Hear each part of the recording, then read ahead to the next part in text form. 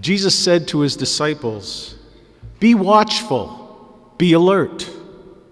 You do not know when the time will come. It is like a man traveling abroad. He leaves home and places his servants in charge, each with his own work, and orders the gatekeeper to be on watch. Watch, therefore.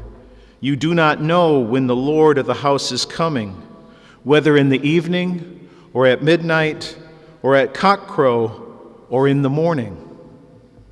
May he not come suddenly and find you sleeping.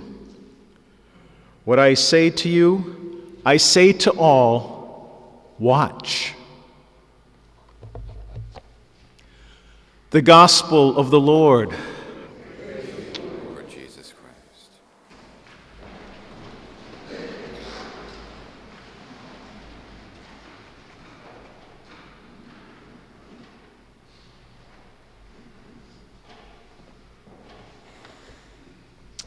Good morning. Happy New Year. First liturgy of the new calendar year for the church. It's a big day. Today we are starting something which is new for us, and it's sort of an experiment. We're beginning a process of what we call theme preaching. During the course of Advent, our theme is going to be preparation. And during the next 4 weeks, each one of us, Father Ryan and Deacon Roger and Deacon Pedro, will be discussing a different aspect of preparation at all the Masses. It's good because you'll get a theme that will weave its way through, but at the same time have a different slant on things and have different approaches that each one of us will preach. My job today is to sort of set the stage, to bring our minds into the need for preparation. The gospel today talks about, be watchful, be ready. But that's not an idle approach. That doesn't mean sit down and wait. It means prepare. Now, in each one of our lives, we all have major events that occur from time to time, whether it's a holiday like Christmas or a sporting event or our mother-in-law's visit or whatever it happens to be that we have to prepare for. Whether that's honing our muscles and our technique in sports, preparing a big dinner for a holiday, or cleaning our house for our in-laws. There's preparation involved in each one of those things. And part of that process is a change in us from this idleness, from this distraction, to a point that we're actually focused on what is about to happen. Excuse me. We all know that our loving God is about to give us a great gift. But I wonder how many of us spend time preparing for that gift. I compared it the other day to walking into your child's room at night to give her a kiss. Well, in my family at least, you had to be careful that you didn't do it in your bare feet, because the floor of her room was scattered with all kinds of dolls and toys and clothes and everything else. And if you had bare feet, you might have stepped on the wrong thing. I was going to show my daughter love, but in order to get there, I had to risk life and limb. Well, how many of us throw obstacles into the same event in our spiritual lives? How many of us block the Lord from coming to us? And this is a good time to take a little stock in that.